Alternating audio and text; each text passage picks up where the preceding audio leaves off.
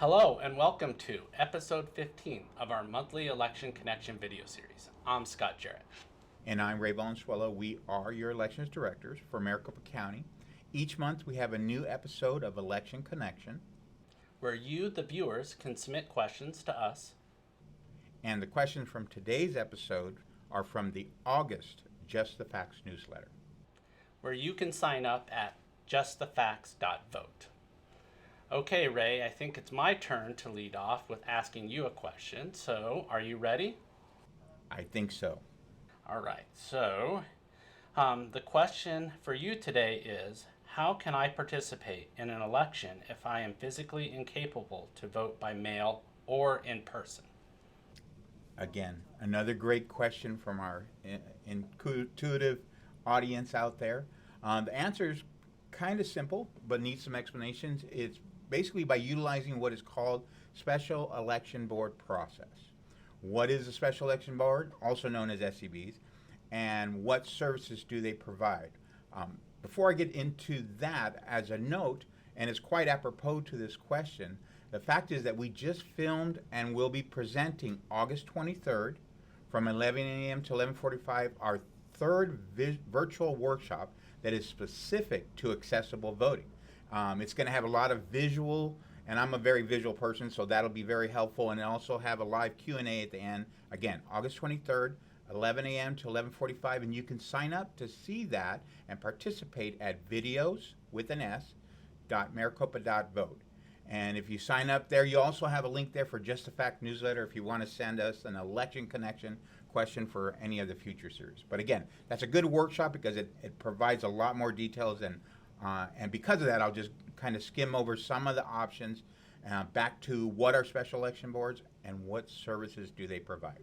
So basically, a special election board is a two-member board from differing political parties who are trained to support voters in a secure, confidential, and accessible manner. These Maricopa County voters with confining illnesses or physical limitations that prevent them from voting on their own or going to the polling place, as the question indicates, they can request for a special election board, the two-member board, to come out and assist them with marking that ballot. These boards come to your home. We go to hospitals. We go to whatever's convenient for the voter, and it could be again, we have over 1,300 facilities we have relationships with. That includes nursing homes, veterans facilities, hospitals, or in the case that's convenient for you, your home. So if you have that need because of a confining illness, physical limitation, you can make that request.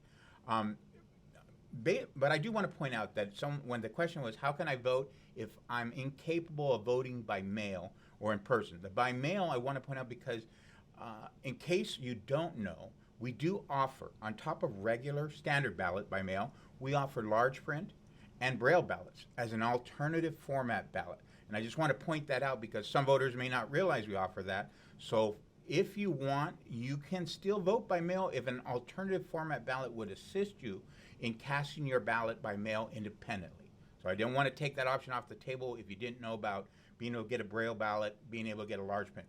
But if you physically have a limitation that does require assistance of the two-member boards, then a voter can choose that, and we can use that as a convenient way for us to be able to assist you if you prefer and you have that need. How do you ask for that?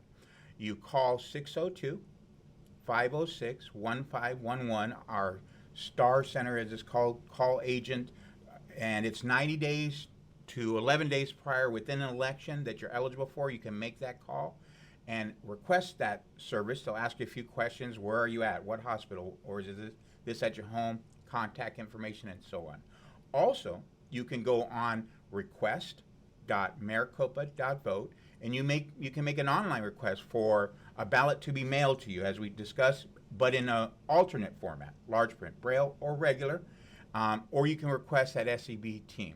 And I want to talk about the mail thing because one of the other things people aren't aware is that you can have anybody assist you. It doesn't have to be these SEB teams. It can be a family member, caregiver, and so on. So if it is a better, convenient way to get that ballot by mail, and a large print and braille is not something that fits your needs, but you can have somebody else assist you. So in closing, The goal of Maricopa County Election Departments and the county recorder is to provide access to the electoral process to all citizens.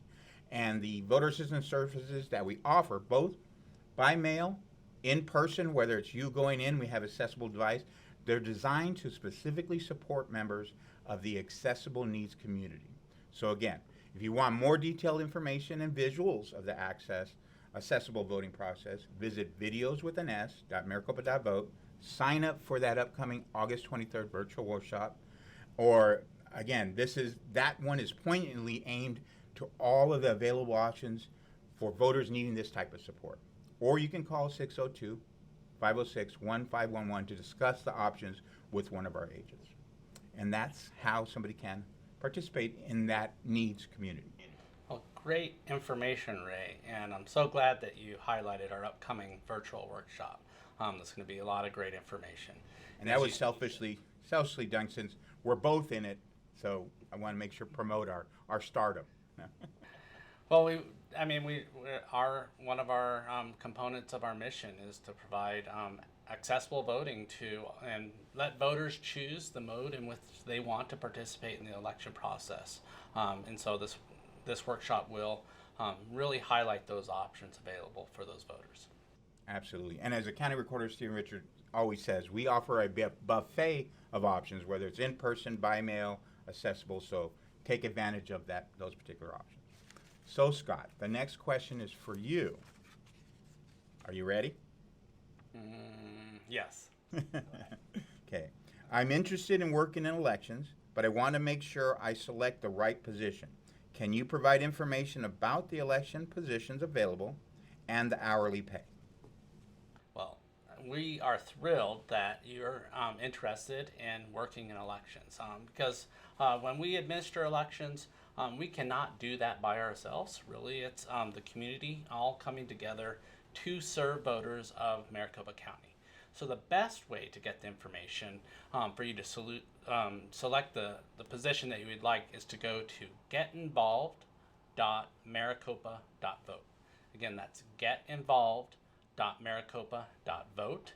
And that's our website where we have information on all the different positions that and we actually have positions available, permanent positions, but also all the different temporary positions that are available for members of the community to come out and support Maricopa County elections as we serve Maricopa County voters. So again, getinvolved.maricopa.vote. And that will have a variety of positions that are out at our voting locations. So those are our poll worker positions. And we have different positions within our poll workers. They can be our inspectors, which are the supervisors of our voting location. Could be the marshal, which is responsible for announcing the opening of the polls or the closing of the polls.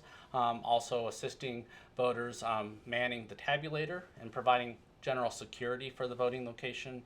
To our clerk positions, will assist voters with handing out their ballots and a whole variety of functions in our voting locations. We also then will have temporary positions here at our central count facility here in downtown Phoenix.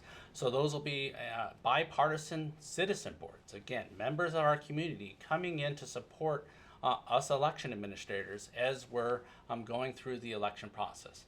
They'll assist on an early ballot processing team, which will be to separate that ballot from the affidavit envelope, those early ballots that come back, which the vast majority of voters in Maricopa County do participate through that early ballot. But they create that secret ballot. It's a constitutional right to a secret ballot, but we need those checks and balances, right? So it's going to be a Democrat sitting right next to a Republican serving on that citizen board. The process that Ray just described, the special election boards, those are also community members. So those are options for you to get involved into this process. So on our website at getinvolved.maricopa.vote, you'll be able to see description of those and what each of those pay.